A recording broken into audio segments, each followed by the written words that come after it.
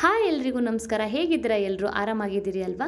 ನಾನಿವತ್ತು ಮಲ್ನಾಡ್ ಸ್ಪೆಷಲು ಹಲಸಿಗುಚ್ಚಿನ ಪಲ್ಯನ ಹೇಗೆ ಮಾಡೋದು ಅಂತ ತೋರಿಸ್ಕೊಡ್ತಾ ಇದ್ದೀನಿ. ಈ ರೀತಿಯಾಗಿ ಚಿಕ್ಕದಾಗಿರೋ ಮೀಡಿಯಮ್ ಆಗಿರುವ ಹಲಸಿಕಾಯಿನ ತೊಗೊಂಡು ಈ ರೀತಿ ಸಿಪ್ಪೆನ ನೀಟಾಗಿ ಎತ್ಕೊಬೇಕು. ಹಾಗೆ ಅದರಲ್ಲಿರೋ ಅಂಟನ್ನು ಎಲ್ಲ ಪೇಪರ್ ಸಹಾಯದಿಂದ ಎಲ್ಲ ಡ್ರೈ ಮಾಡಿಕೊಂಡು ಚಿಕ್ಕದಾಗಿ ಪೀಸನ್ನು ಕಟ್ ಮಾಡಿ ಇಟ್ಕೊಂಡಿದ್ದೀನಿ. ಹಾಗೆ ನಿನ್ನೆ ರಾತ್ರಿನೇ ಬಟಾಣಿ ಮತ್ತು ಕಡಲೆನ ನೆನೆ ಹಾಕಿದ್ದೆ.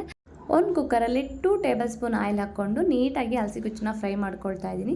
ಹಾಗೆ ರುಚಿ ತಕ್ಕಷ್ಟು ಉಪ್ಪು, ಸ್ವಲ್ಪನೇ ಹಳದಿ ಪೌಡರು, ಹಾಗೆ ಒಂದು ಲೋಟ ನೀರು ಹಾಕ್ಕೊಂಡು 2 ವಿಷಲ್ ಕೂಗಿಸ್ಕೊಳ್ತಾ ಇದ್ದೀನಿ. ಹಾಗೆ ಹಸಿ ಬಟಾಣಿ ಮತ್ತು ಕಡಲೆನ ಹಾಕ್ಕೊಂಡು ಒಂದು 3 ವಿಷಲ್ ಕೂಗಿಸ್ಕೊಳ್ತಾ ಇದ್ದೀನಿ. ನಾನಿಲ್ಲಿ ಮಸಾಲೆಗೆ ಧನಿಯಾ ಕಾಳನ್ನು ಯೂಸ್ ಮಾಡ್ತಾ ಇದ್ದೀನಿ. ಹಾಗೆ ಸೂಜಿ ಮೆಣಸು ಸಖತ್ತಾಗಿ ಸ್ಪೈಸ್ ಕೊಡುತ್ತೆ ಅಂತ ಅದನ್ನೇ ಹಾಕಿದ್ದೀನಿ.